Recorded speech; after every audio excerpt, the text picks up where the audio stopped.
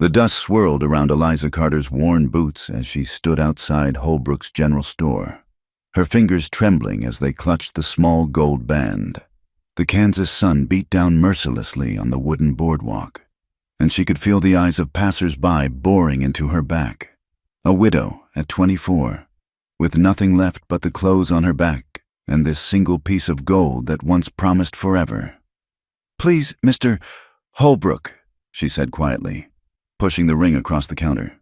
The storekeeper, a portly man with graying whiskers, barely glanced at it before shaking his head. "Ma'am, I told you already. Gold don't fill bellies around here. What folks need is strong backs for harvest, not jewelry." He pushed the ring back toward her with a stubby finger. "You'd best try your luck elsewhere." Eliza's stomach clenched with hunger. She hadn't eaten properly in 3 days. Not since she'd spent her last penny on a stale biscuit in the previous town. Pride had kept her from begging, but pride was becoming a luxury she could no longer afford. "Just a loaf of bread," she whispered. "Or some cornmeal, anything." The bell above the door chimed as another customer entered. Eliza didn't turn around, too focused on willing the storekeeper to show mercy. Her late husband Thomas had bought this ring in St. Louis, saved for months to afford it. Now it seemed worthless as a pebble on the prairie. "Problem here, Holbrook?" A deep voice spoke from behind her. "No problem, Mr. Harper. Just explaining to this lady that we don't trade in gold." Eliza finally turned. The man who'd entered was tall and lean, with sun-weathered features that spoke of long days under the open sky. His clothes were practical but well-maintained. Canvas pants, a blue work shirt, leather vest. Not a townsman, she realized, but not quite a drifter either. "Ma'am," he said, tipping his wide-brimmed hat. His eyes, the color of prairie grass, took in her travel-stained dress and hollow cheeks with a quick, assessing glance. "I was just leaving," Eliza said, reaching for the ring. Her hand shook with the effort of maintaining composure. "That's a wedding band," the man observed quietly. She nodded, unable to trust her voice. "Holbrook, give the lady some provisions. Put it on my account." The storekeeper's eyebrows shot up. "Now, Mr. Harper, my account," Daniel Harper repeated firmly. Then, to Eliza, "Ma'am, I don't mean to presume, but gold isn't what we need out here." "You are." She stared at him, certain she'd misheard. "I beg your pardon. My father runs Harper Ranch, about 5 miles north. We lost our cook last month when she married and moved to Colorado. We've got 8 ranch hands who can rope a steer blindfolded but can't boil water without burning it." A slight smile tugged at the corner of his mouth. "If you can cook and aren't afraid of hard work, we've got a position available. Room, board, and wages." Eliza's throat tightened. She'd been a merchant's wife in Missouri, before the fever took Thomas and the bank took everything else. Cooking for ranch hands wasn't what she'd imagined her life would become. But then, neither was starving on the prairie. "I can cook," she managed. "Then we'd be obliged if you'd consider the position." He turned to Holbrook. "Get her whatever she needs for the road, some proper supplies, too." As the storekeeper grudgingly began filling a basket, Daniel Harper studied her with those steady green eyes. "When did you last eat a real meal?" Pride flared briefly. "That's not your concern, Mr. Harper." "It is if you're going to work for us. Can't have you fainting into the stew pot." His tone was matter-of-fact, not unkind. "There's a boarding house across the street. Mrs. Donnelly serves a fair noon meal. You could eat, rest up, and I'll come back with the wagon in 2 hours." "I haven't accepted your offer yet." "No, ma'am, you haven't, but you're considering it, else you'd have walked out already." He placed some coins on the counter. "For Mrs. Donnelly," he said to Holbrook. "See the lady gets there safely." He turned to leave, then paused at the door. "Keep your ring, Mrs. Carter, Eliza Carter. Mrs. Carter, keep it. Out here, we don't trade away our memories. We just learn to carry them different." After he left, Holbrook handed her the basket, now heavy with cornmeal, salt pork, dried beans, and even a small bag of sugar. "Daniel Harper's a good man," he said grudgingly. "His pa's fair, too. It's honest work they're offering." Eliza nodded, clutching the basket with one hand and the ring with the other. Through the store window, she watched Daniel Harper mount his horse with easy grace. He sat for a moment, looking back at the store, then touched his hat brim and rode off in a cloud of dust. The boarding house was a 2-story clapboard building that had seen better days. Mrs. Donnelly, a bird-like woman with sharp eyes and a sharper tongue, looked Eliza up and down before showing her to a small table near the kitchen. "Daniel Harper sent you, did he? Good boy, that one. Shame about his mother passing last year. The ranch hasn't been the same without a woman's touch." She set down a plate of beef stew and cornbread. "Eat up, dear. You look like a stiff wind would blow you to Nebraska." The food was simple but plentiful, and Eliza had to force herself to eat slowly. Pride might be a luxury, but dignity she could still afford. As she ate, she turned the gold band over in her fingers, remembering Thomas's face when he'd slipped it on her hand. He'd been so proud, so sure of their future together. Nothing wrong with taking a new direction, Mrs. Donnelly said, noticing her preoccupation. "This territory's full of folks starting over, some running from something, some running to something. The lucky ones find what they're looking for." 2 hours later, Eliza stood on the boarding house porch, her meager belongings in a worn carpet bag, the basket of provisions at her feet. The sound of wagon wheels announced Daniel Harper's return before she saw him round the corner.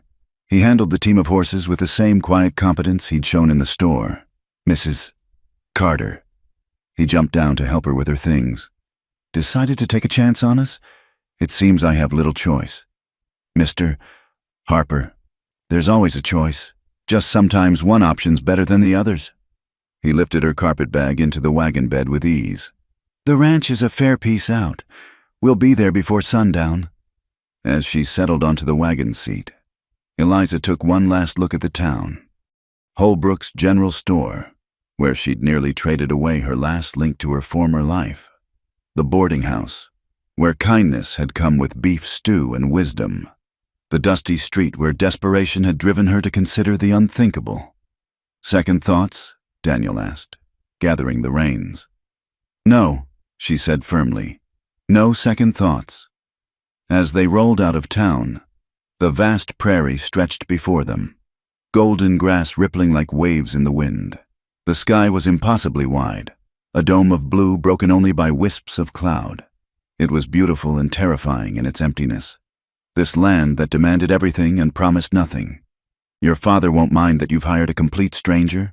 Eliza asked as the town disappeared behind them. "Pa trusts my judgment. Besides, we're all strangers out here until we're not." He glanced at her. "That ring, your husband? Fever, 6 months ago. I'm sorry for your loss." They rode in silence for a while. The only sounds the creak of wagon wheels and the steady clop of hooves. Finally, Daniel spoke again. "My mother used to say that the prairie takes everything soft away from you. But if you're strong enough, it gives you something back, a different kind of softness. Maybe the kind that comes from surviving." Eliza thought about that as they rode toward her uncertain future. She'd lost everything soft, her comfortable home, her merchant husband, her place in society. But she was still here, still breathing, still moving forward. Maybe that was its own kind of strength. The sun was beginning its descent when Daniel pointed ahead. There, Harper Ranch.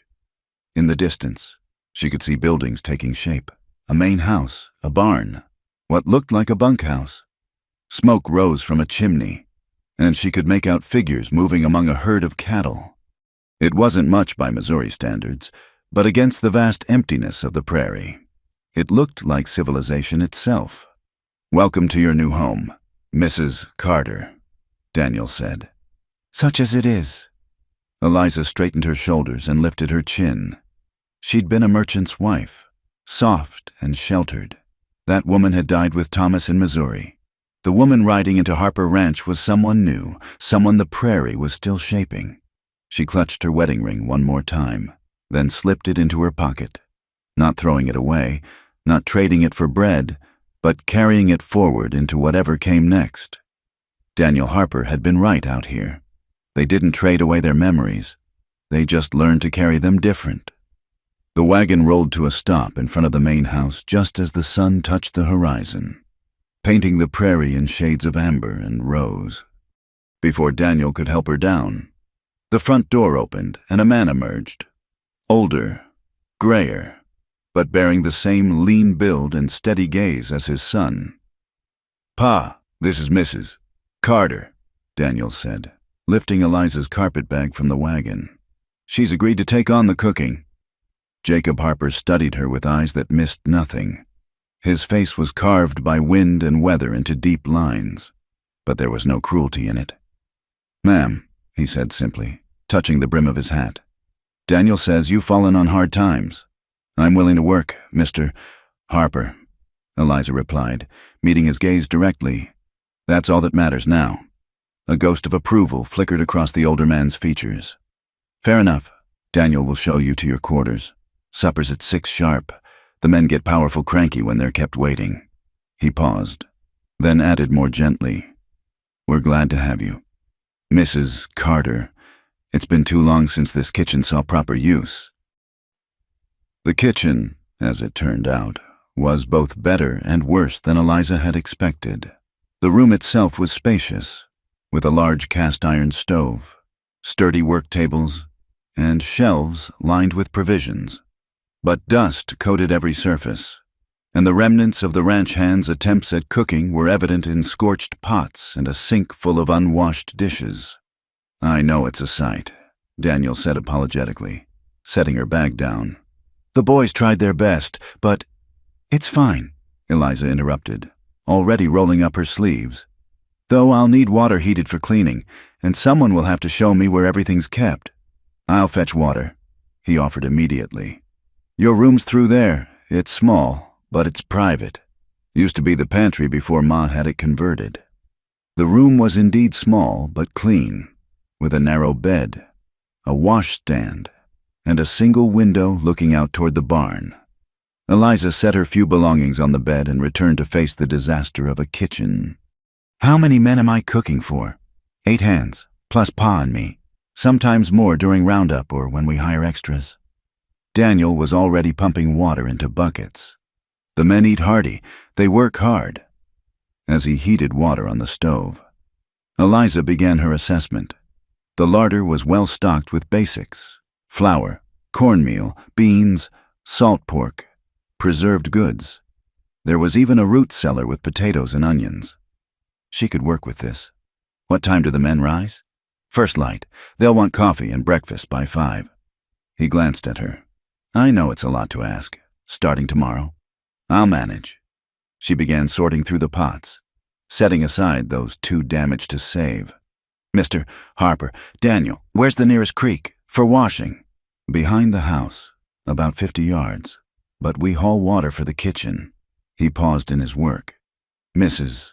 Carter, about what I said in town." She looked up from scrubbing a pot.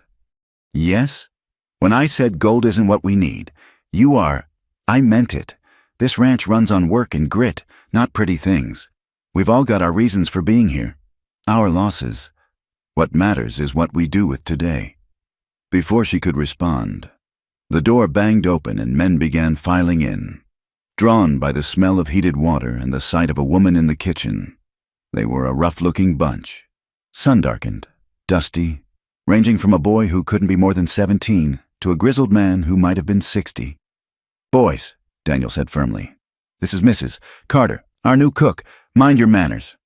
They shuffled and muttered greetings, hats coming off in awkward deference. The youngest, tow-headed and freckled, blurted out, "Ma'am, does this mean no more of Hank's beans?" "Hey now," protested a burly man with a thick mustache, presumably Hank. "My beans ain't that bad. Your beans could shoe a horse," another man drawled, earning a round of laughter. "Enough." Jacob Harper's voice cut through the noise from the doorway. "Mrs. Carter's got work to do. You all clear out and let her do it. Supper's at 6. They filed out reluctantly, but Eliza caught the hope in their eyes. As the door closed behind them, she turned to Daniel. "Is there coffee? They'll expect coffee in the morning." "I'll show you where everything is," he said. And for the next hour, He helped her navigate the kitchen's mysteries, where the coffee was stored, how the stove's dampers worked, which pots were for what purpose. He was patient and thorough, and she found herself relaxing slightly. "Your mother?" she ventured as she seasoned a salvaged pot. "She taught you about kitchens?" "Some. I was the youngest. Spent more time in the house than my brothers." A shadow crossed his face. "They're gone now. The war took them. It's just Pa and me running things." The war. It had taken so many, left so many women widowed, so many families broken. Eliza didn't ask which side out here. It mattered less than survival. By the time the sun had fully set, she had the kitchen in some semblance of order and a simple supper ready. Beans, properly seasoned this time. Cornbread and fried salt pork. It wasn't fancy, but it was hot and plentiful. The men filed in promptly at 6, taking their places at the long table with an eagerness that would have been comical if it weren't so earnest. Jacob took the head, Daniel to his right, and Eliza served quickly and efficiently. The first bite was met with absolute silence. Then the youngest, she'd learned his name was Billy, let out a sound that was almost a moan. "Ma'am, this is, it's food, Billy," she said crisply. "Eat it while it's hot." But she saw the looks exchanged, the way they ate with renewed appetite, cleaning their plates and looking hopefully for more. She'd made extra, anticipating hungry men, and watched with satisfaction as the serving platters emptied. "Hey, Mrs. Carter," Jacob Harper said as she cleared the table. "That was a fine meal. First one we've had in too long." The compliment was simple, but she could see he meant it. The other men murmured agreement, and she caught Daniel watching her with something like gratitude in his eyes.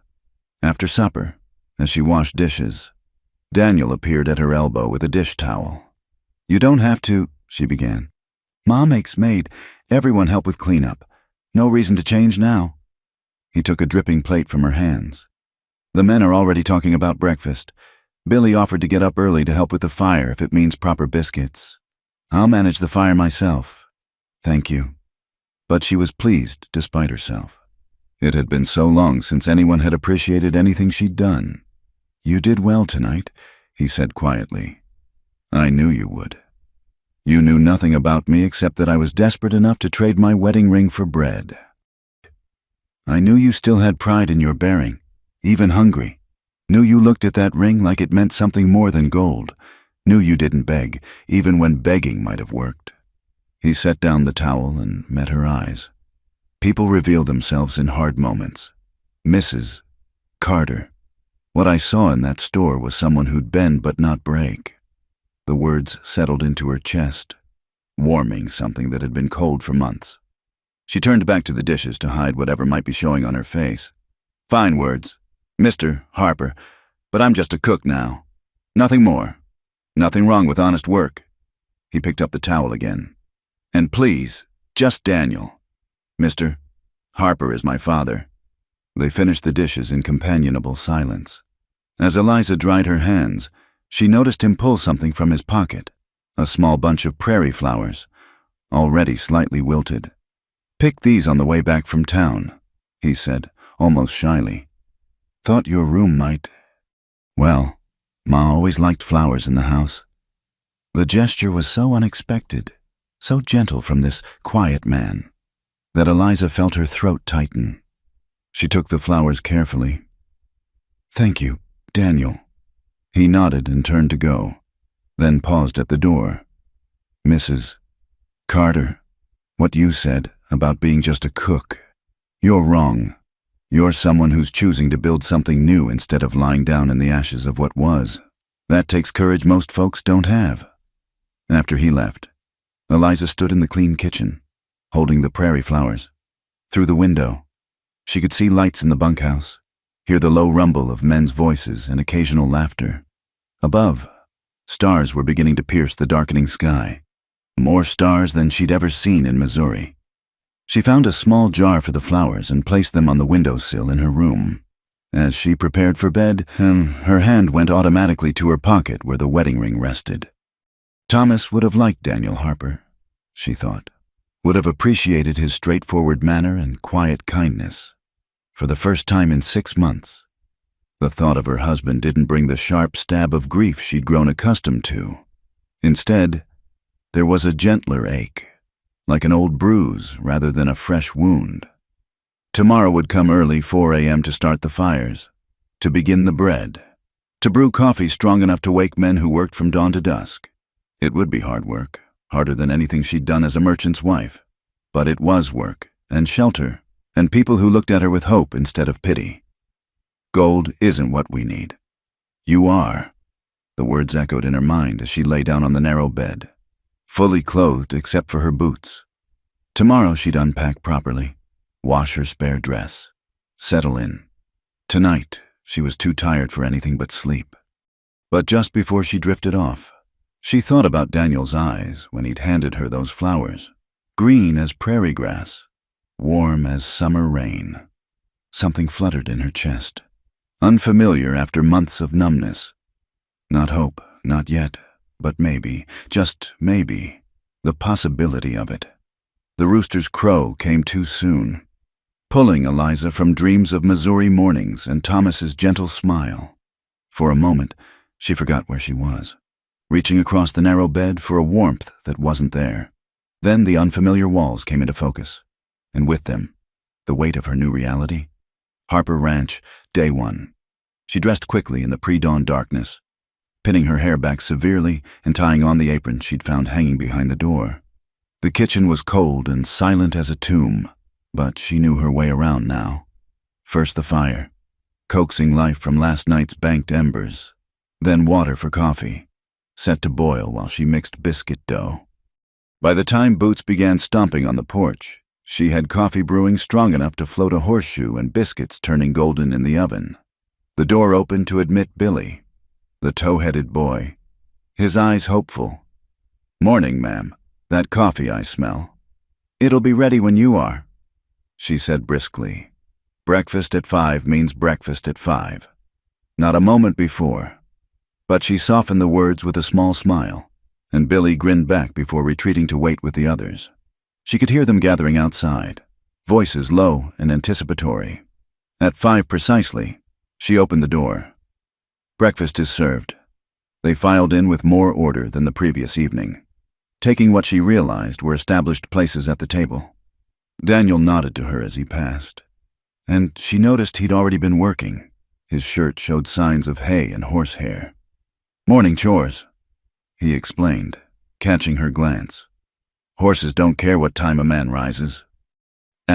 She served quickly.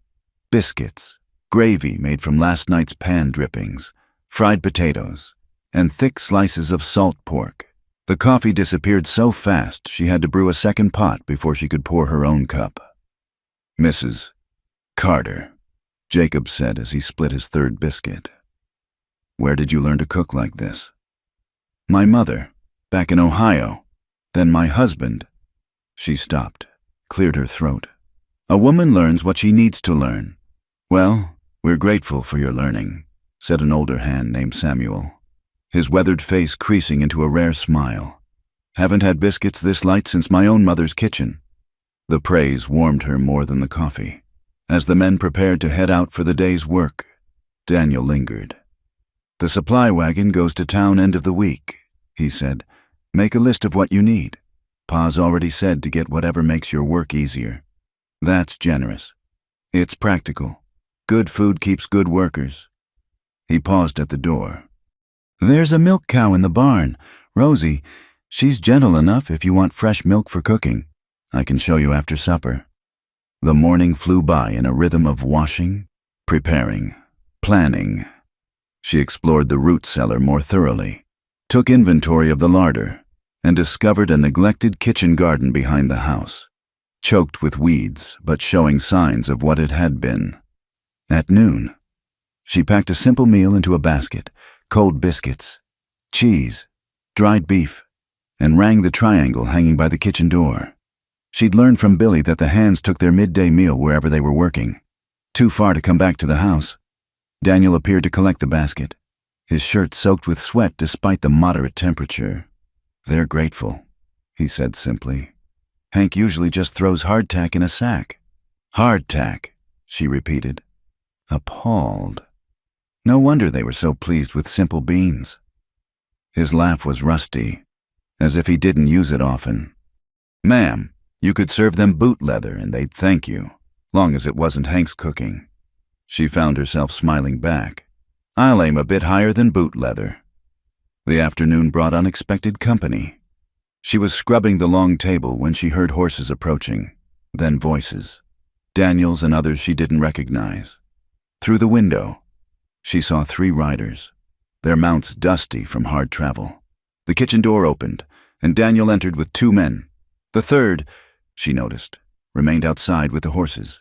The visitors were rough-looking, trail-worn, with the hard eyes of men who'd seen too much. "Mrs. Carter, these gentlemen are looking for work. Thought they should know we've got a proper cook now." "To the men," he added. "Mrs. Carter keeps this kitchen. Her word is law here." The taller of the 2, a man with a scar through his left eyebrow, looked her up and down with an assessment that made her spine stiffen. "Ma'am," he said, touching his hat brim. "Name's Wade. This here's Collins." Something about them set her teeth on edge, but she nodded politely. "Gentlemen, we'll take our meals with the hands if Mr. Harper sees fit to hire us." Wade continued, his eyes never leaving her face. "Been a long time since we had home cooking." "The hands eat at 6, she said evenly. "Those who work, eat." Wade's smile didn't reach his eyes.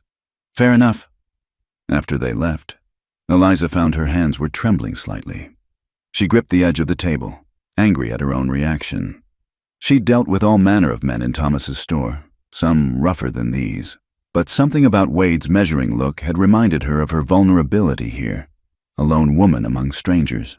A soft knock interrupted her thoughts. Daniel stood in the doorway, concern creasing his brow. "You all right?" "Fine," she said automatically, then admitted, "They made me uncomfortable." He stepped inside, closing the door behind him. "Trust your instincts. I'm not sure about them myself, but we need the hands. Roundup's coming." He studied her face. "I'll make sure they understand the rules. Anyone bothers you, they're gone." The protection in his voice steadied her. "Thank you. It's not—" He stopped, ran a hand through his hair. "Ma would have my hide if I didn't look after. That is, you're under our roof. That means something." Before she could respond, he was gone, back to the endless work of the ranch. But his words lingered, another small warmth against the cold that had lived in her chest for months. Supper that night included the 3 newcomers. Wade and Collins ate with appreciation but kept glancing around, taking measure of everything. The third man, introduced as Doyle, barely spoke at all. The regular hands seemed wary of them, conversation more stilted than usual. Only Billy maintained his usual chatter, describing the day's work with enthusiasm that made even fence mending sound adventurous. "And then the wire snapped back and caught Sam right in the—" "Billy," Samuel interrupted firmly, glancing at Eliza. "Mind your tongue." The boy flushed red. "Sorry, ma'am." After supper, as promised, Daniel showed her to the barn, the milk cow. Rosie was a placid brown and white creature who regarded Eliza with mild curiosity. "She's gentle," Daniel assured her, demonstrating the proper way to approach. "Ma used to say milking was thinking time, peaceful." Eliza tentatively touched Rosie's warm flank. The cow merely swished her tail, unconcerned. "Your mother sounds like she was a wise woman." "She was." His voice carried old grief, carefully managed. "This whole place, it's different without her. Pa tries, but there's things a woman sees that men don't." "Such as?" He gestured vaguely. "Beauty things, comfort. She'd put flowers on the table, curtains in windows, made it feel like more than just a place to sleep between work." Eliza thought of the prairie flowers wilting on her windowsill. "Is that why you picked those flowers yesterday?" Color touched his weathered cheeks. "Maybe. Seemed like something she'd want me to do." They stood quietly in the barn's peaceful dimness, the only sounds Rosie's occasional shift and the settling of hay. It was companionable. This silence, without the sharp edges of loneliness. "I should get back," Eliza finally said. "Early morning comes quick." "I'll walk you." It was only a short distance to the house, but she didn't protest. The stars were brilliant overhead, the prairie wind carrying the scent of grass and distant rain. At the kitchen door, Daniel paused. "Mrs. Carter, Eliza." Her name sounded different in his voice, careful and considered. "I'm glad you're here. We all are." She looked up at him, this quiet man who'd offered her work instead of pity, dignity instead of charity. "I'm beginning to be glad too." He smiled then, a real smile that transformed his serious face. "Good. That's good." After he left, Eliza stood in her kitchen now. She realized and felt something she hadn't expected. Not quite belonging, not yet, but the possibility of it, taking root like seeds in spring soil. She thought of Thomas, of the life they'd planned, the children they'd never have. That future was gone, buried with him in Missouri soil, but standing in this kitchen, with flour under her nails and the lingering warmth of Daniel's smile. She thought maybe, just maybe, there might be a different future waiting, not a replacement for what was lost, but something new, something unexpected, something that could grow strong in prairie soil if given half a chance. Tomorrow there would be more meals, more work, the steady rhythm of sustaining life in this hard land. But tonight, for the first time in months, that didn't seem like mere survival. It seemed like the beginning of something else entirely. The weeks that followed fell into a rhythm as steady as heartbeat. Eliza rose before dawn, her hands learning the particular temperament of the old stove. The exact moment when biscuit dough was ready. The precise strength of coffee that would rouse tired cowboys. The work was hard, harder than anything she'd done in Missouri. But there was satisfaction in watching empty plates return to her kitchen, in hearing the men's appreciation. Her body grew stronger, the hollow cheeks filling out, the tremor in her hands disappearing. The sun darkened her skin despite her bonnet, and calluses formed where soft merchant's wife hands had been. But with each passing day, the ghost of who she'd been faded a little more, replaced by someone she was still learning to recognize. It was a Tuesday afternoon, the prairie shimmering with late spring heat. When she heard the commotion, she was kneading bread, flour dusting her arms. When Billy burst through the door, "Mrs. Carter, come quick! Daniel's horse threw him!" The dough forgotten, she ran after Billy toward the corral. A cluster of men stood around a figure on the ground. Her heart hammered against her ribs as she pushed through them. Daniel sat propped against the fence, his face pale beneath the tan, holding his left arm against his chest. Relief flooded through her. He was conscious, talking. "Just a disagreement with a green colt," he said through gritted teeth. Nothing broken, but she could see the unnatural angle of his shoulder, the tight lines of pain around his mouth. Without thinking, she knelt beside him, her hands gentle as she examined the injury. Dislocated, she diagnosed. Her father had been a doctor before drink claimed him. She'd learned more than a lady should about bodies and their failures. "It needs setting." Jacob Harper appeared, his face grim. "Doc Morrison's in town." "Half-day's ride. I can do it," Eliza heard herself say. "But it'll hurt." Daniel's eyes met hers, green depths full of trust that made her breath catch. "Do it." She sent Billy for whiskey and clean cloth, then positioned herself behind Daniel. The men watched with skeptical interest as she placed her hands precisely, remembering her father's teachings. "On 3, she said, 1, 2. On 2. She pulled and rotated in one smooth motion. The shoulder slipped back into place with an audible pop. Daniel's whole body went rigid, a strangled sound escaping him, but the joint was where it belonged. "Jesus, Mary, and Joseph," breathed Samuel. "Where'd you learn that?" "My father," she said simply, fashioning a sling from the cloth Billy brought. "This needs to stay immobile for a few days." Daniel's color was already better, the sharp edge of pain fading from his features. His good hand caught hers as she adjusted the sling. "Thank you." The touch was brief, but it sent warmth spreading up her arm. She stood quickly, brushing dust from her skirts. "You should rest. Billy, help him to the house." But Daniel insisted on walking himself, stubborn pride in every careful step. Eliza followed, ignoring the knowing looks some of the men exchanged. That evening, she brought supper to Daniel's room, the first time she'd been beyond the kitchen and her own small quarters. The room was plain but clean, with a narrow bed, a washstand, and a shelf of well-worn books. He sat propped against pillows, attempting to eat one-handed. "Let me," she said, taking the plate.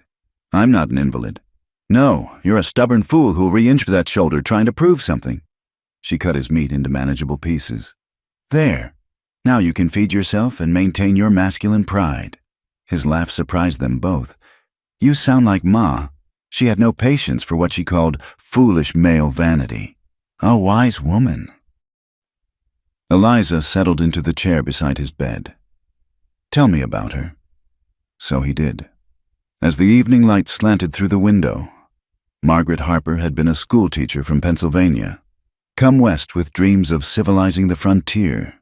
Instead, she'd married Jacob Harper and spent 30 years making a home in the wilderness. She insisted on proper meals, even during roundup, said civilization started at the dinner table. His voice was warm with memory. "Taught all us boys to read and write, made us practice penmanship even when Pa said it was foolish. You'll thank me someday," she'd say. "Did you thank her?" "Every day." The warmth faded slightly. "Wish I'd told her more when she was here to hear it." They sat quietly as shadows lengthened. Eliza found herself studying his face in the soft light. The sun lines around his eyes, the firm jaw, the way his hair fell across his forehead. He was handsome in the way of men who worked under open sky. Nothing polished or prettified about it. "You're staring," he said softly. Heat flooded her cheeks. "I was thinking you need a haircut." "That's so?" His eyes held gentle amusement. "You offering?" "I might be. Can't have you looking like a wild man at the table. Heaven forbid." He shifted, wincing slightly. "Eliza, can I ask you something?" She nodded, though her pulse quickened at his serious tone. "Your husband, do you miss him?" The question sat between them like a physical thing. She considered her answer carefully. "I miss who we were together, the life we built, the future we planned." She paused, searching for truth. "But the sharp edge of it, that's fading. Sometimes I feel guilty about that. Ma used to say grief was like prairie fire, burns everything at first, but then new things grow in the ashes. Doesn't mean the old growth didn't matter, just means life keeps on." "Your mother sounds like she was full of wisdom." "She was full of something," he said with a slight smile. "Pa called it Irish stubbornness." Eliza found herself smiling back. "And did you inherit this Irish stubbornness? Why do you think I tried to ride that green colt?" She laughed then, real and unforced, and saw something shift in his expression. His good hand moved toward hers on the armrest, stopped just short of touching. "Eliza," he said quietly. "Mrs. Carter," Billy's voice from downstairs broke the moment. "Sorry to bother, but Collins is asking about second helpings, and Hank said to tell him, I'll be right there." She called back, standing quickly. "You should rest. I'll send Billy up with anything else you need." She fled before he could respond, her heart beating too fast, her skin too warm. In the safety of her kitchen, she pressed her palms against the cool wood of the table and tried to steady herself. This was dangerous territory. She was widow, hired help, dependent on the Harpers' goodwill, and Daniel. Daniel was a good man who deserved better than a woman still wearing her dead husband's ring. But oh, the way he looked at her, the way her name sounded in his voice, the careful distance he maintained that spoke of respect, not disinterest. "Mrs. Carter?" Billy appeared in the doorway. "Everything all right?" "Fine," she said briskly, moving to the stove. "Tell Collins he can have seconds if he splits tomorrow's kindling." The boy grinned. "Yes, ma'am. That'll teach him." The next days passed with Daniel relegated to light work, much to his visible frustration. But his shoulder healed clean, and by week's end, He was back in the saddle, though Eliza noticed he favored his right side. It was a Sunday afternoon when things shifted again. The Hands had the day off, most gone to town, and Jacob was visiting a neighboring ranch. Eliza was tending the kitchen garden she'd slowly been reclaiming when she heard hoofbeats. Daniel appeared, leading 2 saddled horses. Thought you might like to see more of the ranch. She looked down at her dirt-stained apron. I'm hardly dressed for riding. You're dressed fine. Come on, Eliza. The work will keep. There was something in his voice. Not pleading exactly, but close, that made her untie her apron. She hadn't been on a horse since leaving Missouri, but muscle memory served as he helped her mount the gentle mare. They rode in companionable silence at first, the prairie spreading endless before them. Daniel pointed out landmarks, the creek that marked their eastern boundary, the stand of cottonwoods where they gathered cattle during storms, the hill where his mother was buried beside his brothers. They stopped there, dismounting to pay respects. 3 simple crosses marked the graves, wildflowers growing between them. She'd like what you've done with the kitchen, Daniel said quietly. Like having life in the house again. It's just cooking. No. He turned to face her fully. It's more than that. You've brought something back that's been missing. The men feel it. Pa feels it. He stopped, jaw working. Daniel, she said softly, I know you're still grieving. I know I've got no right. He took a breath.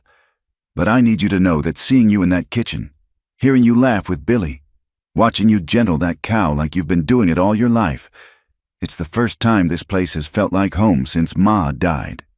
The words hung between them, raw and honest. Eliza felt tears prick her eyes. I don't know if I'm ready. I'm not asking for anything, he said quickly. Just wanted you to know. You're not just the cook to me. Eliza, you're... He gestured helplessly. You're becoming everything. She stepped closer, close enough to see the gold flecks in his green eyes, the hope and fear warring in his expression. Her hand moved without her permission, touching his cheek. I'm scared, she whispered. So am I. He covered her hand with his, warm and calloused. But maybe that's all right. Maybe being scared together is better than being brave alone. She thought of Thomas then, but not with the sharp guilt she'd expected. Instead, she heard his voice, gentle as always. Be happy, Liza. That's all I ever wanted for you. Maybe, she said, and saw Daniel's face transform with tentative hope. They rode back as the sun set, not touching but aware of each other in a way that made the air between them sing. At the house, Daniel helped her dismount, his hands lingering on her waist. Thank you, she said, for showing me the ranch, for... She couldn't finish, but he seemed to understand. Always, he said simply. That night, as she prepared for bed, Eliza took off her wedding ring for the first time since Thomas had placed it there. She held it up to the lamplight, this small circle of gold that had meant everything and nothing. She didn't put it away. Not yet. But she set it on the washstand instead of wearing it to bed. It was a small change, but like prairie flowers after fire, small changes could grow into something beautiful, given time and tenderness and the courage to reach for sun. The autumn air carried a bite that morning, promising the coming change of seasons. Eliza pulled her shawl tighter as she walked from the henhouse. Eggs gathered in her basket. The prairie grass had turned gold, matching the sunrise that painted the horizon in shades of amber and rose. Festival starts Saturday, Billy announced at breakfast, bouncing in his seat with barely contained excitement. There'll be dancing and pie contests and...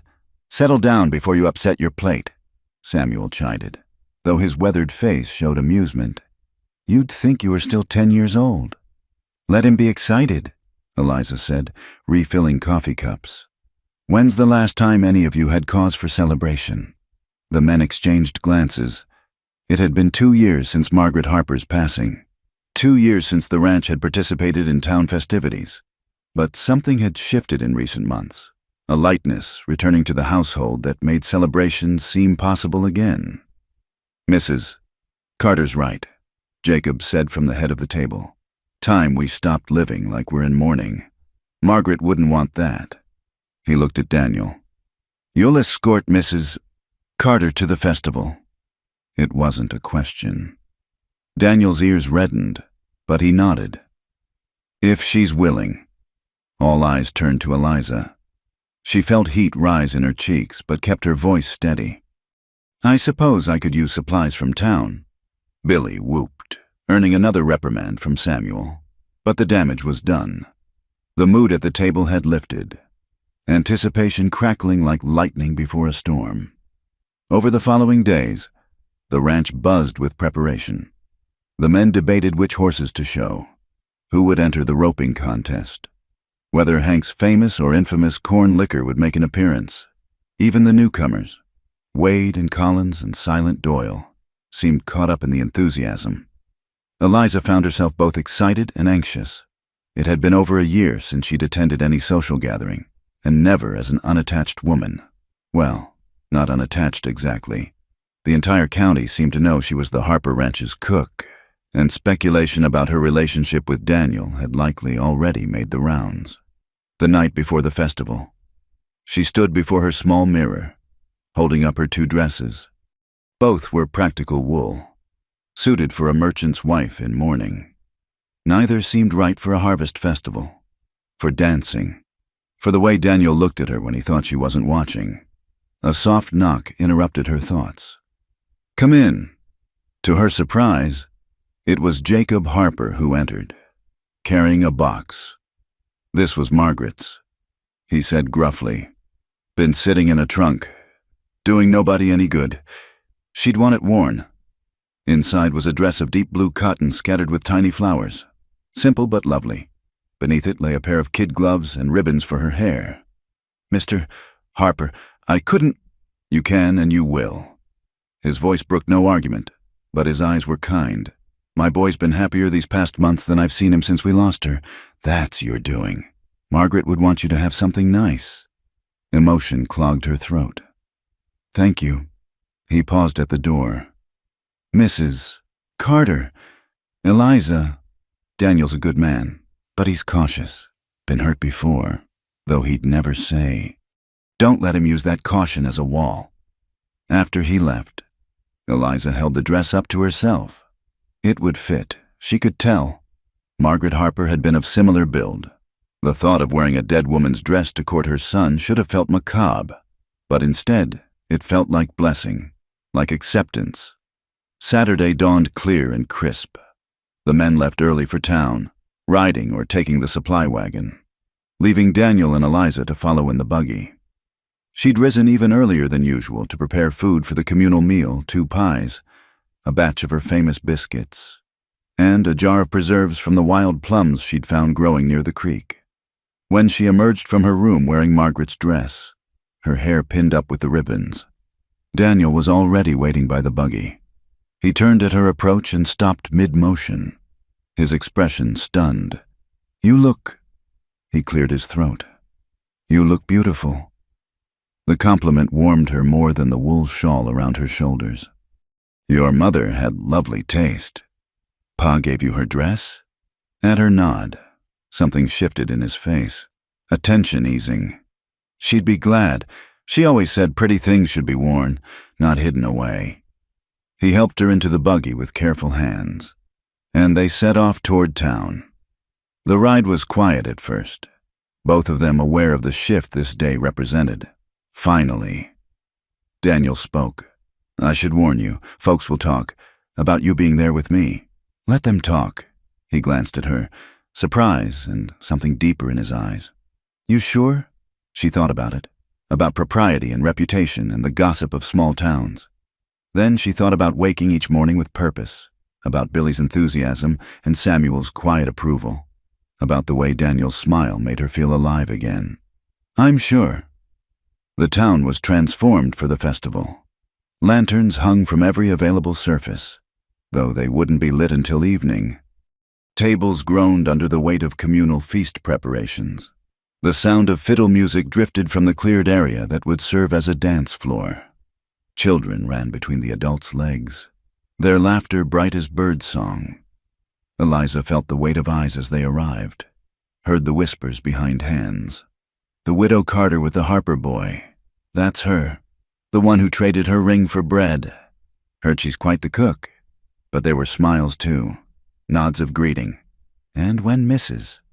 Donnelly from the boarding house spotted her, the elderly woman bustled over with genuine warmth. "Don't you look lovely, dear? And those pies smell divine. You must give me your crust recipe." She lowered her voice conspirationally. "Don't mind the busybodies. Half of them would trade places with you in a heartbeat." The day passed in a whirl of activity. Eliza found herself judging the pie contest, diplomatically awarding first place to the minister's wife. Watching the men compete in roping contests, Daniel took second, beaten only by a hand from the Double Bar Ranch, and being introduced to what felt like half the county. As the sun began its descent, the lanterns were lit and the dancing began.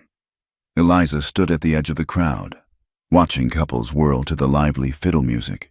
She'd loved dancing once, back when Thomas was alive, back when the future seemed certain. "May I have this dance?" Daniel stood before her, hand extended. He'd removed his work jacket, and his white shirt glowed in the lantern light. She hesitated only a moment before placing her hand in his. The first touch was electric, sending warmth shooting up her arm. He led her onto the floor as the fiddle shifted to a slower waltz. His hand was steady on her waist. Proper distance between them, but she was acutely aware of every point of contact. "I should tell you," he said as they began to move. "I'm not much of a dancer. You're doing fine." And he was, moving with the same quiet competence he brought to everything. "Where did you learn?" Ma insisted. Said a man who couldn't dance was only half civilized. His thumb brushed against her palm, perhaps accidentally.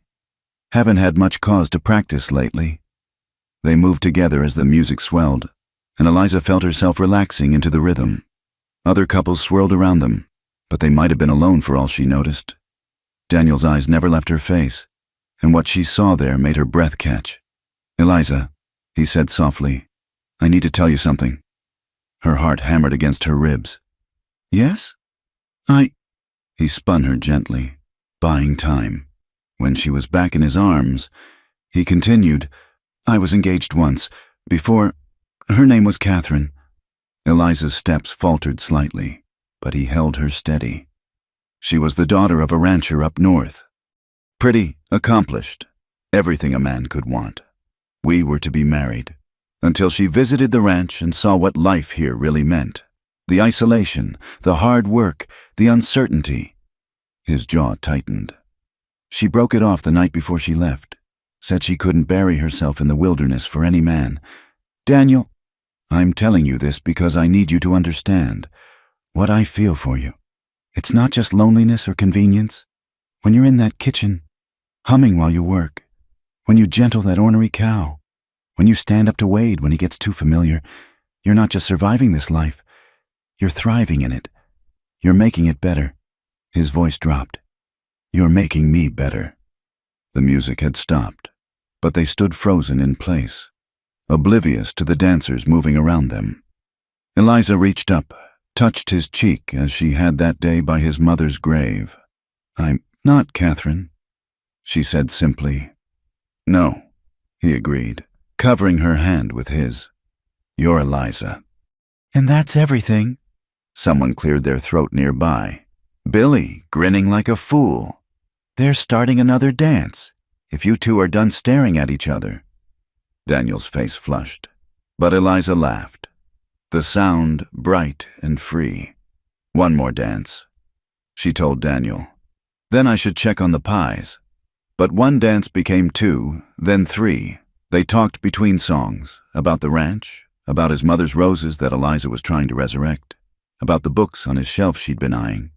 When they finally took a break, Eliza felt lighter than she had in months, as if something heavy had been set down. The evening was winding down when trouble stirred. Eliza was helping pack leftover food when she heard raised voices. Near the dance floor, Wade and Collins were squared off with some hands from another ranch, whiskey evident in their swaying stances. "Said you were cheating," Wade slurred, hand hovering near his hip. Daniel appeared as if from nowhere, stepping between the groups. "Problem here?" "No problem," Wade said, but his eyes were mean. "Just explaining to these boys how things work. Only thing you're explaining is how to get fired," Daniel said evenly. "Walk it off, both of you, now." For a moment, violence hung in the air like smoke. Then Collins grabbed Wade's arm, mumbling something about not worth it, and they stumbled away. Daniel watched them go, tension in every line of his body. "Trouble?" Eliza asked quietly, appearing at his elbow. "Maybe Pa hired them, but—" He shook his head. "I'll talk to him. Tonight's not for worrying." He was right. As they loaded the buggy for the trip home, Eliza felt a contentment she'd thought lost forever. The festival had been everything she'd forgotten life could be. Joy and community, and the promise of something sweet. The ride home was quiet, but it was the comfortable silence of two people who'd said what needed saying. When they reached the ranch, Daniel helped her down, his hands lingering on her waist. "Thank you," she said, "for the dancing, for telling me about Catherine, for everything." "Eliza?" Her name was a prayer on his lips. "Can I?" "Yes," she whispered. He kissed her then, gentle and careful, as if she might break or disappear. She leaned into him, her hands finding his shoulders, and felt something inside her that had been frozen begin to thaw. When they parted, both breathing unsteadily, he rested his forehead against hers. "I'll court you proper," he promised. "Whatever you need, however long it takes." "Just be yourself," she said. "That's all I need." Later, in her room, Eliza unpinned her hair and carefully folded Margaret's dress on the washstand. Her wedding ring caught the lamplight. She picked it up, held it for a long moment, then opened the small drawer and placed it gently inside. Not discarded, not forgotten, but put away. She was ready for what came next. The first sign of trouble came 3 days after the festival. Eliza was hanging laundry when she noticed riders on the horizon. Not the usual purposeful movement of ranch work, but the lazy circling of vultures eyeing prey. She shaded her eyes, counting 5, maybe 6 horses moving along their eastern boundary. That evening, Daniel's expression was grim as he entered the kitchen.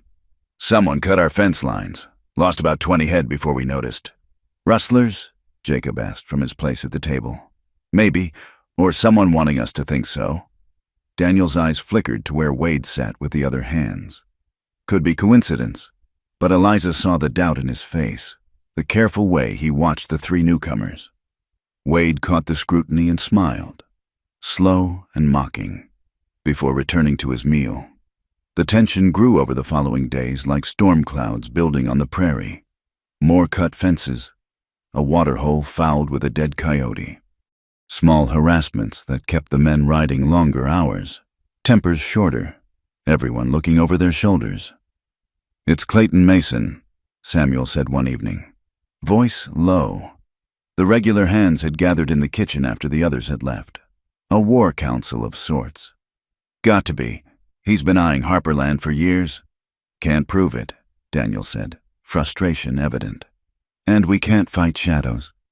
Eliza poured coffee, listening to the men debate. Clayton Mason owned the Double Bar Ranch to the north.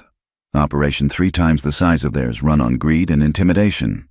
She'd heard the stories. Hired guns, suspicious fires, smaller ranchers driven out or bought out for pennies on the dollar. "Maybe that's what he wants," she said quietly. "To keep you chasing shadows while he plans something bigger." The men looked at her with surprise. She rarely spoke during these discussions. Daniel leaned forward. "What do you mean?" "In my husband's store, we had a competitor who played similar games. Little thefts, damaged goods, rumors spread. While we were distracted fixing small problems, he was working to buy our mortgage from the bank." She met Daniel's eyes. "What does Mason really want?" "The whole valley," Jacob said grimly. "Always has. We control the best water access. Then that's what he'll come for." Eliza said, "Not your cattle, your water." The room fell silent as the implication sank in.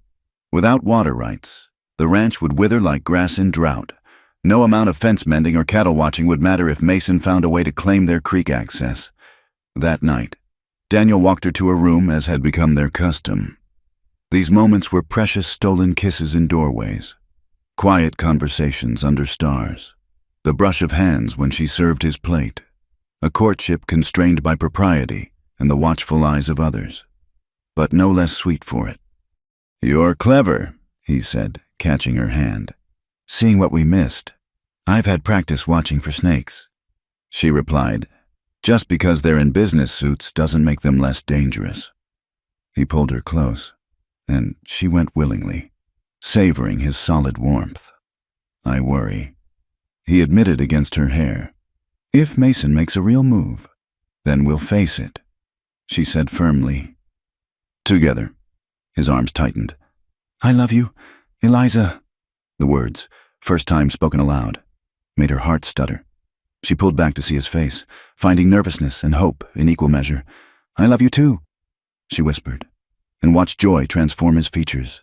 They might have stayed there forever, lost in the wonder of acknowledged feeling, but the sound of approaching hoofbeats broke the spell. Daniel stepped away, hand moving to his sidearm as a rider materialized from the darkness. "Boss!" It was Pete, one of the younger hands. "Trouble at the creek. Riders, maybe a dozen." "Sam sent me to fetch you." Daniel was already moving. "Wake the others, quietly." To Eliza, "Get to the root cellar. Bar the door." "I can help." "Please." The single word held such weight that she nodded.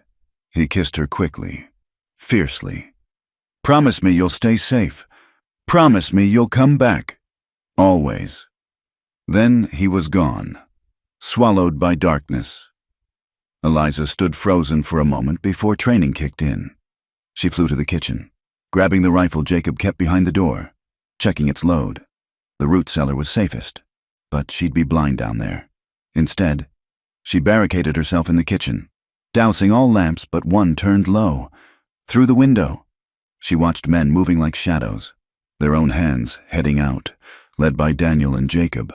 In the bunkhouse, Wade and his companions seemed to be taking their time responding to the alarm. The waiting was agony. Every sound made her jump, wind-rattling shutters, the old house settling, her own thundering heartbeat. She thought of Thomas, of the fever that took him while she sat helpless beside his bed. But this was different. This she could fight, if it came to it. Time crawled. Then, distant but unmistakable, came the crack of gunfire. Not a single shot, but several, followed by eerie silence. Eliza gripped the rifle tighter, straining to see through the darkness. More shots. Closer now. She could make out muzzle flashes near the creek line. Hear men shouting, though not the words. The battle for battle, it surely was, raged like distant thunder, and she could only wait and pray. The kitchen door burst open. Eliza swung the rifle up, finger on the trigger, before recognizing Billy. The boy was pale, blood streaming from a gash on his forehead. "Mrs. Carter, Daniel sent me. He's hurt. Needs—" But his words were cut off as Wade appeared behind him, shoving the boy aside. The foreman's clothes were clean, no sign of battle on him, and his smile was cold as winter. "Well now," he drawled. "Hing. Seems a shame to let all this excitement go to waste." Eliza kept the rifle trained on him. "Get out."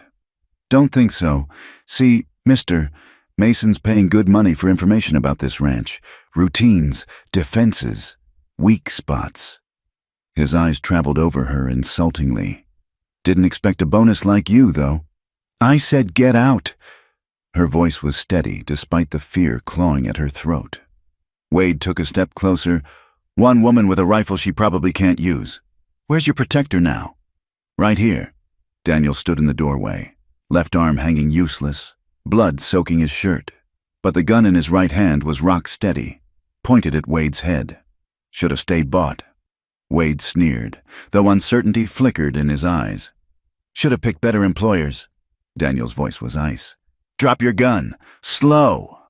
For a moment, violence balanced on a knife's edge. Then Wade's hand twitched toward his holster. 2 shots rang out simultaneously. Wade crumpled, clutching his shoulder, his gun spinning across the floor. Daniel staggered but kept his feet, smoke rising from his Colt. "Anyone else?" Daniel asked the darkness beyond the door. "Just me." Collins appeared, hands raised. "I'm done with this." Doyle lit out soon as the shooting started. Wade was the only one taking Mason's money. "Then you'd best start riding," Daniel said.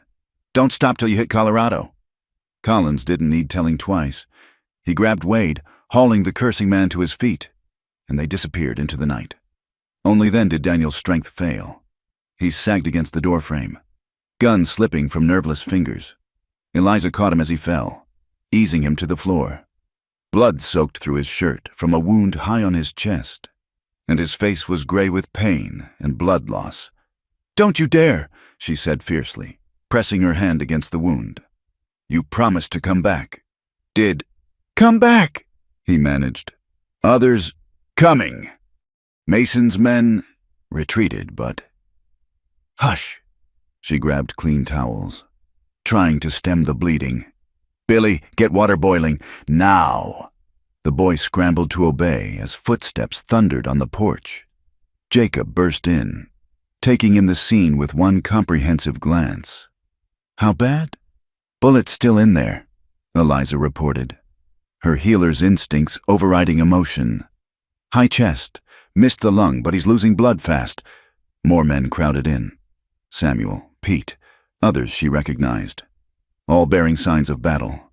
Someone was sent for the doctor, though it would be hours before he could arrive.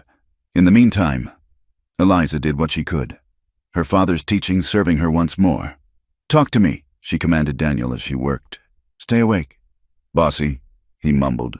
"Always liked that about you." "Then you'll love being married to me," she said without thinking. His eyes, glazed with pain, sharpened. "That proposal, despite everything, blood on her hands, fear in her throat." She smiled. "Maybe. You'll have to live to find out." "Motivation," he breathed, and she could have wept at the stubborn life in his voice. The hours that followed blurred together. The doctor arrived as dawn broke, praising Eliza's field treatment before taking over. Mason's men had indeed retreated, driven off by fierce resistance and the arrival of riders from neighboring ranches, summoned by a prescient Samuel. "Word travels fast out here," the old hand explained. "Mason pushes one of us. He pushes all of us. He won't try again soon." Through it all, Eliza refused to leave Daniel's side. When the bullet was out and the wound dressed, when fever came and broke, when he finally opened clear eyes and spoke her name, she was there. "Stubborn woman," he said weakly. "Don't you have a kitchen to run?" "The kitchen can wait." She smoothed his hair back, gentle as spring rain. "Did you mean it? About marrying? Which one of us proposed to which?" But his eyes were serious. "Yes, Eliza, if you'll have a broken-down rancher with a tendency toward heroics. I suppose someone has to keep you from getting yourself killed." She leaned down, kissed him soft and sweet. "Yes, Daniel Harper. Yes, to everything." Outside, she could hear the ranch stirring to life, men calling to each other, cattle lowing, the eternal wind across grass. Harper Ranch had survived another trial, would face others in future, but sitting beside Daniel, his hand warm in hers, Eliza felt no fear. They'd face the darkness and won. Whatever came next, they'd meet it the same way, together, with courage, with love that was stronger than any shadow. The frontier demanded everything, but sometimes, if you were strong enough and lucky enough and stubborn enough, it gave back more than it took. The attack came at dawn, 2 weeks after Daniel had risen from his sick bed. Eliza woke to the thunder of hoofbeats and the crack of rifles. She'd been sleeping lightly these days, the Colt revolver Daniel had given her within easy reach on the nightstand. "Mason's men!" Billy's voice rang out from the yard. "Coming from the north!" Eliza dressed quickly, fingers steady despite her racing heart. Through her window, she could see riders streaming across the prairie, Not the dozen from before, but twice that number. Mason had hired more guns, determined to take the ranch once and for all. She grabbed the rifle and ammunition, heading for the kitchen where the windows gave the best view of the approaches. Daniel was already there, shirtless, his chest still bandaged, but his eyes sharp with purpose. "I told you to stay in your room," he said without looking at her, checking the load on his Winchester. "And I told you, I'm not the hiding type." She took position at the opposite window. "How many?" 20, maybe more. "Pa's got men positioned at the barn and bunkhouse." His jaw tightened. "This is different. Eliza, last time was testing our defenses. This is war." As if to emphasize his words, a bullet shattered the window beside them, showering glass across the floor. Eliza dropped below the sill, heart hammering, then carefully rose to return fire. Her shot went wide, but it forced the advancing riders to veer off. "Where did a merchant's wife learn to shoot?" Daniel asked, impressed despite the circumstances. "My father insisted, said a woman alone should know how to defend herself." She levered another round. "Though I never imagined this." The battle erupted in earnest. Gunfire crackled from multiple positions as Mason's hired guns tried to surround the ranch buildings. The defenders fought back desperately, using their knowledge of the terrain to advantage. But they were outnumbered, and Eliza could see riders working to flank their positions. "The barn," Daniel muttered, tracking movement through his sights. "They're going for the barn, where the horses were. Without mounts, the ranch would be crippled." Daniel started to move, but Eliza caught his arm. "You're wounded. I'll go." "Like hell. I'm faster, and they won't expect it." She was already grabbing extra ammunition. "Cover me." Before he could protest further, she was out the back door, running low across the open ground. Bullets whined overhead like angry hornets, but Daniel's covering fire kept the attackers' heads down. She made it to the barn's side door, slipping inside to find Samuel and 2 other hands crouched behind hay bales. "Mrs. Carter, what are you—" "Defending what's ours," she said grimly. Through the barn's wide doors, she could see riders massing for a charge. "They rush us. We'll never hold." Samuel's weathered face was grave. "No, ma'am, we won't." An idea struck her, desperate, dangerous, but maybe their only chance. "The horses." "If we stampede them out just as Mason's men charge?" Understanding dawned in Samuel's eyes. Might work, might also get us all killed. Better than dying certain. She moved toward the stalls where the horses stamped nervously, sensing the violence outside. "On my signal." They worked quickly, opening stall doors, positioning themselves through the gaps in the barn walls. Eliza watched the riders form up. She recognized the man leading them, Clayton Mason himself, come to oversee his victory. Arrogant fool. "Now!" she shouted. They fired into the air and slapped the horses' rumps, sending the terrified animals bolting through the open doors. 20 horses in full panic met 20 charging riders head-on. The collision was chaos, men shouting, horses screaming, dust billowing up to obscure everything. In the confusion, the defenders picked their shots carefully. Eliza saw Mason's horse rear, dumping him in the dirt. Another rider went down, then another. The charge broke apart, riders wheeling away from the mayhem. "The house!" Samuel pointed. In focusing on the barn, they'd left the main house exposed. Smoke was already rising from one corner where someone had thrown a torch. Eliza ran again, no thought for safety, only for the home that had become hers. She burst through the kitchen door to find Daniel fighting flames with water buckets, his bandages seeping red from reopened wounds. "Stubborn man," she gasped, grabbing another bucket. "Stubborn woman," he countered. They fought the fire together, side by side, while gunfire continued outside. The flames hadn't spread far. The torch had caught the porch more than the structure itself, but smoke filled the kitchen, making breathing difficult. A figure appeared in the doorway. Mason himself, clothes dusty but eyes burning with fury. He held a pistol trained on them. "Should have sold when I offered—" "Harper," he snarled at Daniel. "Now I'll take it all, including your woman." "The only thing you'll take is a bullet," Daniel said evenly. though Eliza saw his gun was across the room, out of reach. Mason smiled coldly. From who? You're unarmed. Boy. He's not alone. Jacob Harper stood behind Mason, his old Sharps rifle pressed to the land grabber's spine. Drop it, Clayton. Game's over. For a heartbeat, nobody moved. Then Mason's face twisted with rage, and he started to turn, bringing his gun around. 3 shots rang out almost simultaneously. Mason jerked, spun, and fell. Eliza lowered her smoking Colt, hand trembling slightly. She'd shot him in the shoulder just as Jacob's bullet took him in the leg. Daniel's thrown knife protruded from his gun hand. Nice shooting, Daniel said quietly. All of us. Outside, the gunfire was dying down. Without Mason to lead them, his hired guns were retreating, pursued by arriving neighbors who'd seen the smoke and come to help. The siege was broken. It's done, Jacob said, looking down at Mason writhing on the floor. Someone fetch the sheriff. And the doctor. Again. The aftermath was a blur of activity. The sheriff arrived to arrest Mason and what remained of his men. The doctor tended wounds. Daniels reopened stitches. Burns on Eliza's hands from fighting the fire. Various injuries among the defenders. The neighboring ranchers who'd come to help were fed and thanked. Bonds of mutual aid strengthened. As the sun set, Eliza stood on the porch surveying the damage. Bullet holes pocked the walls. Windows were shattered. The corner where the fire had caught was charred black, but the ranch stood. They'd held.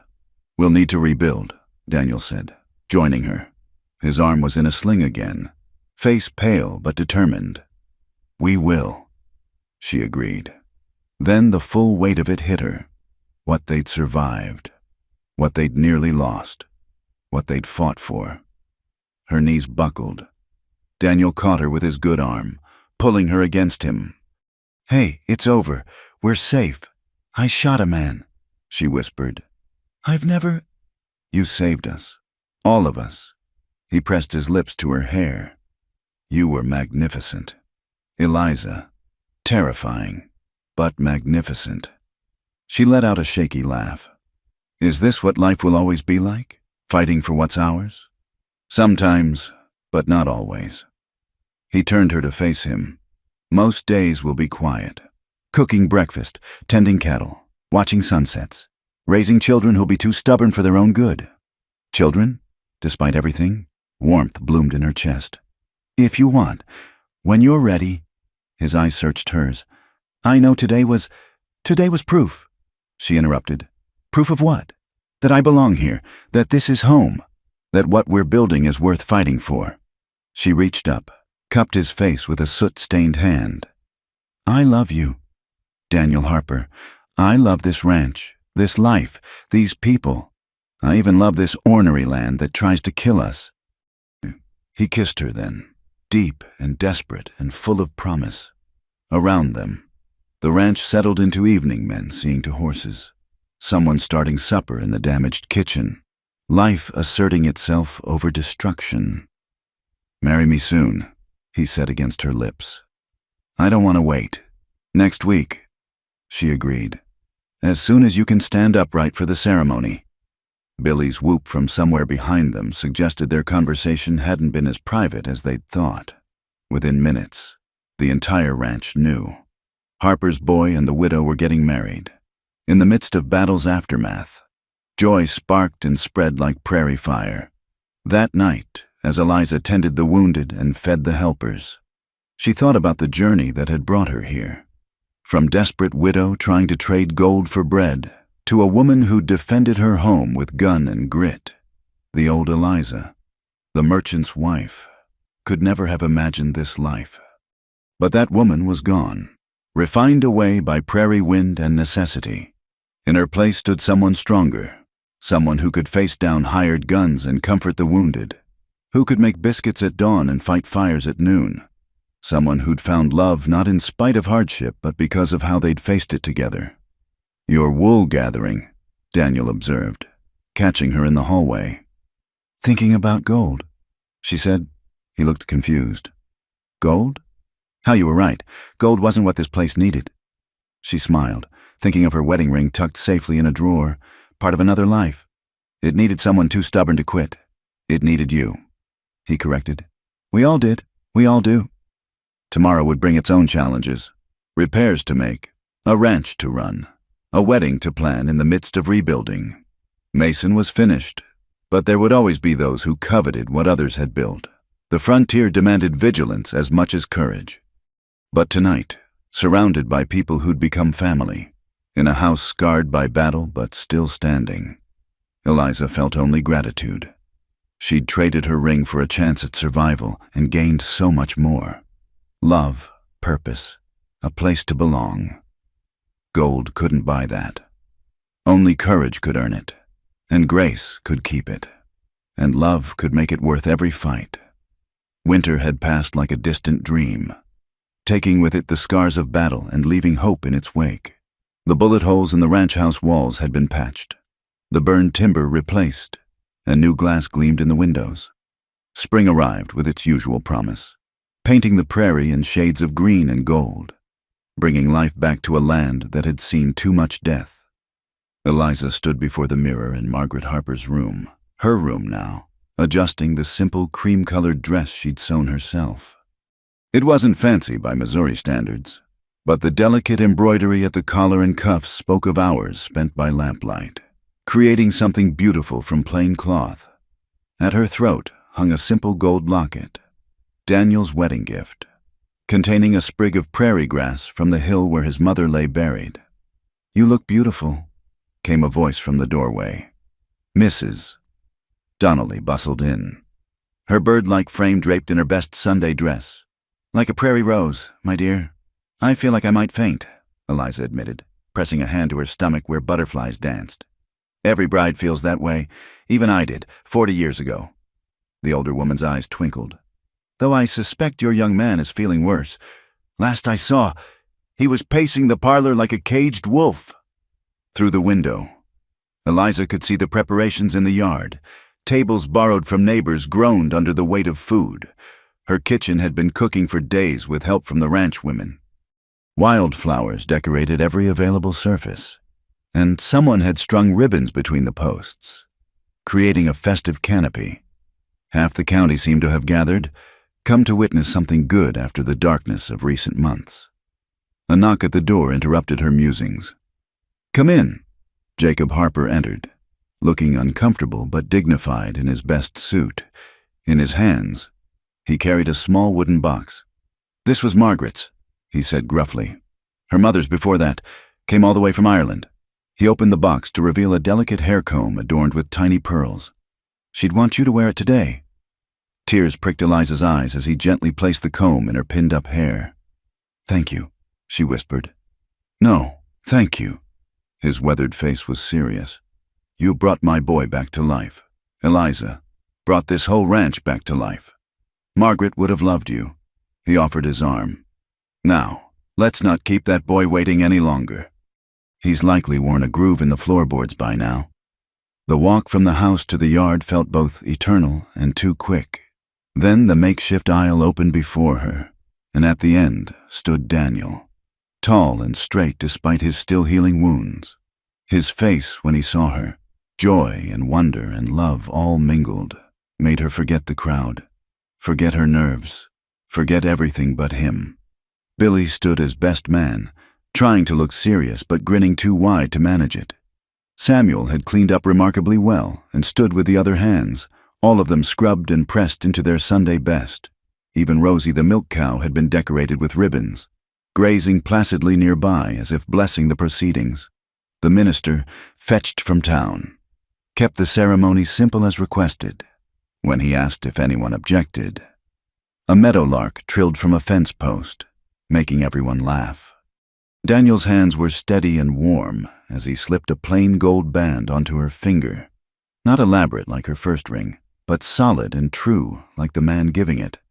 "I now pronounce you man and wife," the minister declared. "You may kiss your bride." Daniel didn't need telling twice.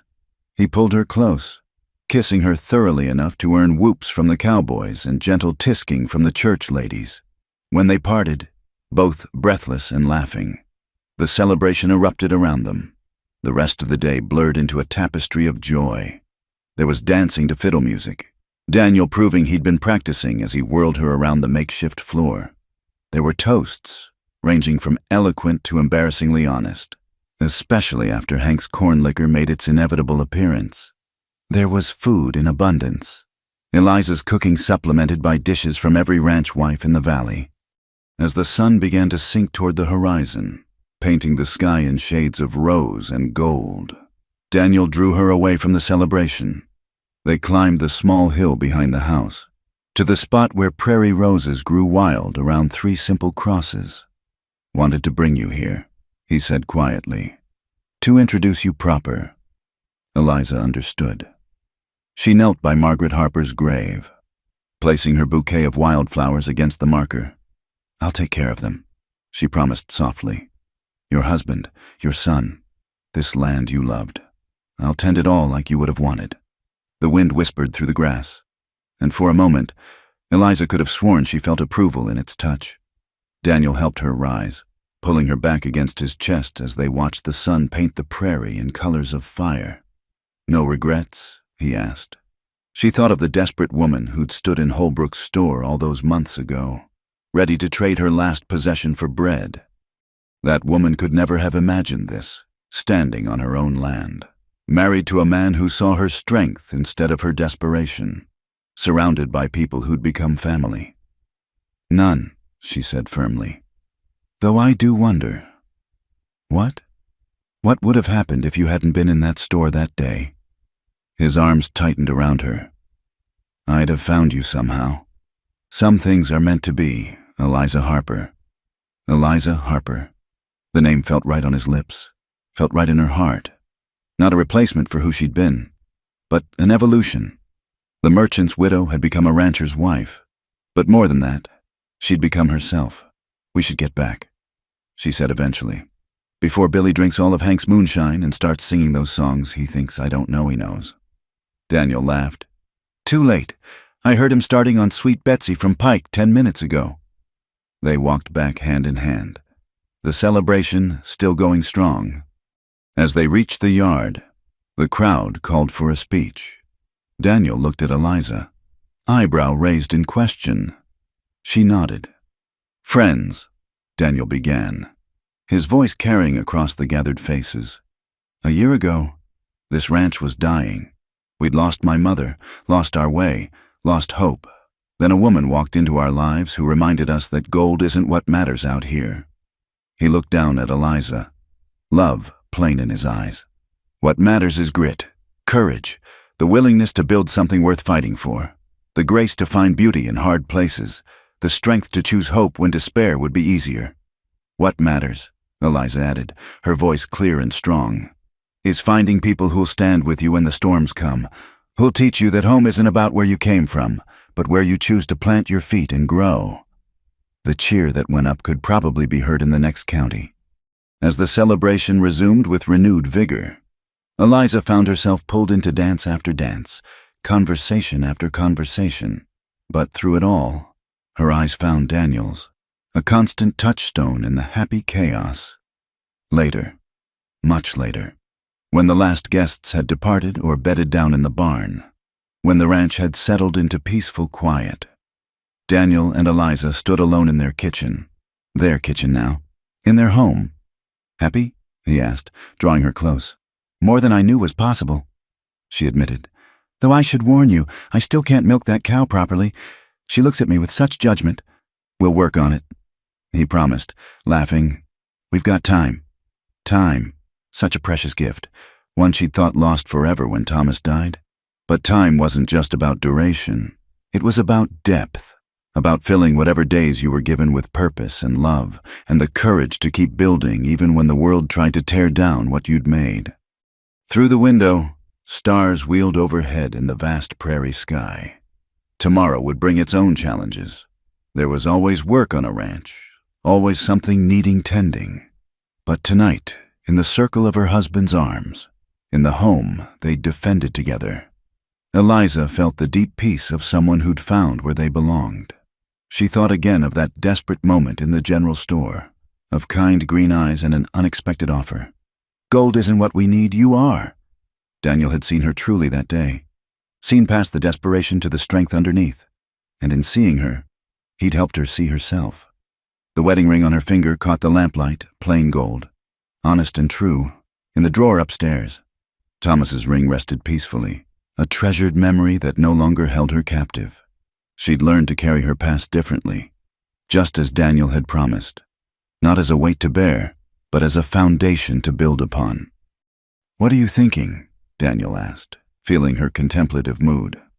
"About gold," she said. "About trades and bargains and unexpected gifts. And how sometimes losing everything is the only way to find what you really need." He kissed her then, soft and sweet and full of promise, when they finally climbed the stairs to begin their life together properly. Eliza paused at the landing to look back at the kitchen, her kingdom, her sanctuary, the heart of the home where she'd found herself again. Tomorrow she'd be back at that stove before dawn, brewing coffee strong enough to wake cowboys and making biscuits light enough to earn Billy's continued devotion. She'd tend her garden and fight with Rosie the cow, and slowly, carefully, help build this ranch into something even stronger than before. But tonight, she was simply Eliza Harper, prairie wife, walking into her future with clear eyes and an open heart, ready for whatever storms or sunshine lay ahead. The frontier had tested her and found her worthy. Now it was time to live the life she'd fought to claim. And what a life it would be. Thank you for listening to this Wild West love story. Where are you enjoying this tale from? Please comment below and let us know. We love connecting with listeners from around the world. Don't forget to subscribe to From Wild West channel and share your thoughts about Eliza and Daniel's journey. Did their story touch your heart? We'd love to hear what you think.